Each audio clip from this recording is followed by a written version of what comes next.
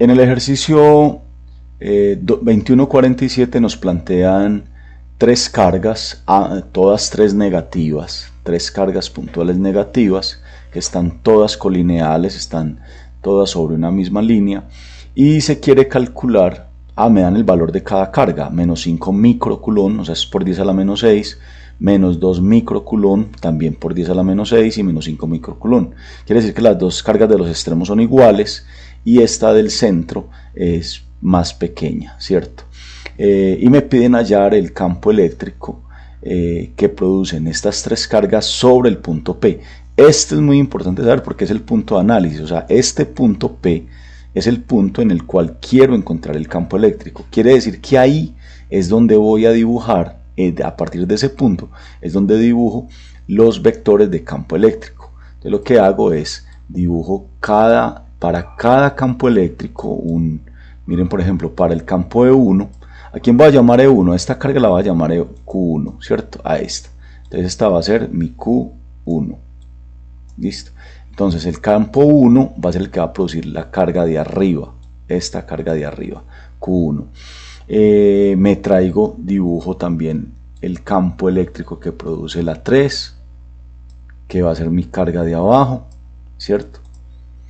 Observen que el campo eléctrico es hacia ellas, Es como si en el punto P hubiese, no lo hay, pero para saber la dirección de este campo, es como si ahí colocara una carga positiva, así usted la puede hacer más fácil. Entonces la línea de campo es como si usted en el punto P colocara, pero ahí no hay carga, recuerde, esto es un punto del espacio, ahí no hay carga, ni aquí hay carga, en ninguna otra parte hay cargas, solo que si yo aquí, o si mi lápiz tuviera carga positiva, ¿hacia dónde sentiría él una fuerza? Entonces debido a esta sería hacia allá, por ejemplo, debido a la de abajo sería hacia acá, ¿cierto? De atracción, porque esta carga es negativa. Entonces por eso dibujo el campo 3, esta va a ser mi partícula 3, esta va a ser mi partícula 3, ¿cierto?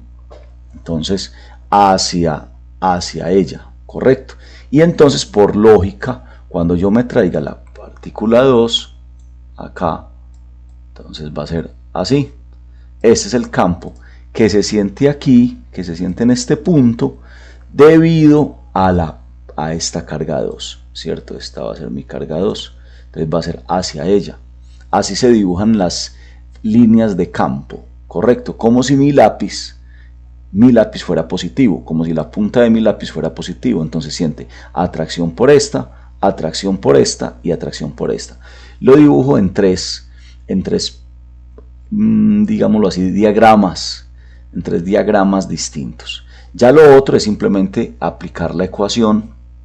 O sea, después de usted hacer el dibujo, ya lo otro es simplemente aplicar la ecuación del campo de una carga puntual, que es esta. Esta es la ecuación de una carga puntual. Esta fórmula que tengo acá facilita, ¿cierto? Y la K es 9 por 10 a la 9, la constante de Coulomb. La carga que está generando el campo Q1, recuerde que la de arriba la llamé Q1, entonces esta, la carga número 1, entonces Q1, ¿cierto? Q1, este valor, sobre la distancia al cuadrado. Bueno, ¿cómo saco esta distancia al cuadrado? Por Pitágoras. O sea, ¿por qué sé yo que esta distancia es 0.1? Porque yo aquí tengo, miren, tengo 6 centímetros, 8 centímetros, quiere decir que esta hipotenusa va a ser 10 centímetros. Aplíquele Pitágoras, 8 al cuadrado, 6 al cuadrado, eso da raíz de 100 y esto me da 10 centímetros. O sea, esta distancia de aquí hasta acá, esta distancia, la saco por el teorema de Pitágoras. Entonces esto es como sacar la hipotenusa, ¿cierto? Esta hipotenusa h va a ser la raíz cuadrada de este al cuadrado por más este al cuadrado. Por eso me da 10 centímetros, punto 1. Lo llevo a metros, punto 1 al cuadrado, y ahí obtengo el primer campo. El campo, obviamente por la simetría del problema, el campo 3 da exactamente lo mismo. ¿Estamos de acuerdo? El campo 3 da exactamente lo mismo. Y el campo 2 lo calculo acá, entonces igual, ¿cierto? El campo 2 va a ser este. Al campo 2, ¿qué diferencia tiene el campo 2? Pues la distancia de separación. que es de 6 centímetros al cuadrado. Recuerde que coloco .06 porque es en metros, ¿cierto? Entonces 6 centímetros, esta distancia de separación que les estoy mostrando acá, estos 6 centímetros llevado a metros es .06, se divide por 100. Listo, muy bien.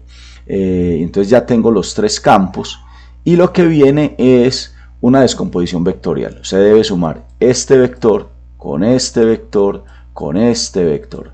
Ojo que los vectores, para poderlo sumar, lo debo descomponer en el eje X, en el eje Y. Entonces a este le tengo que sacar la componente del eje X, entonces le saco la componente del eje Y, ¿cierto? Y la componente del eje X, acá. Listo, con coseno de alfa para el eje X y con seno de alfa para el eje Y. ¿Dónde lo hago? Lo hago por acá, aquí les muestro. Entonces me da este valor, o sea, el E1 en el eje X me da este valor, la magnitud por coseno de 53.13. Ah, bueno, ¿y cómo obtuve ese 53.13? O sea, ¿por qué sé yo que el ángulo es 53.13? Venga, que por aquí se los voy a colocar.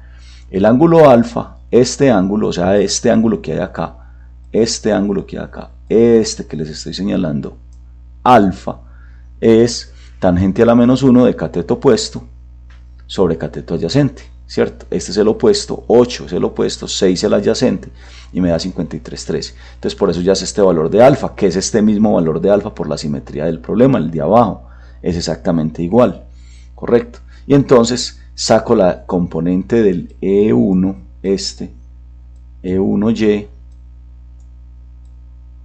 y saco la componente de E1X, ¿cierto? Recuerden que el X da negativo, ¿cierto? Ahí inclusive no necesito las Y, y no necesito las Y porque las componentes, esta componente del E1 se va a cancelar con esta, perdón, ¿cierto? Entonces, y este 2 no tiene componente en Y. ¿Qué quiere decir? Que por la simetría del problema del ejercicio, estos vectores, o sea, L3 tiene componente en el eje X negativo y componente en el eje Y negativo. Este valor es igual a este por la simetría del problema y se van a cancelar. Entonces, al cancelarse, este valor que tengo acá, E3Y, este valor, E3Y, ¿para qué lo voy a calcular si cancela con el E1Y? Entonces no voy a calcular sino los valores en X, ¿correcto? Entonces los valores en X de todos los vectores, entonces voy a colocar una notica por acá, y es que todas las componentes en Y se anulan. Listo. El E2 no tiene componente en Y. E2 no tiene componente en Y, ¿cierto? Solo está en X. Entonces es 5 por 10 a la 6 en X negativo. El E3 es 2.7, que es exactamente a E1. Estas dos componentes son iguales, las voy a marcar acá.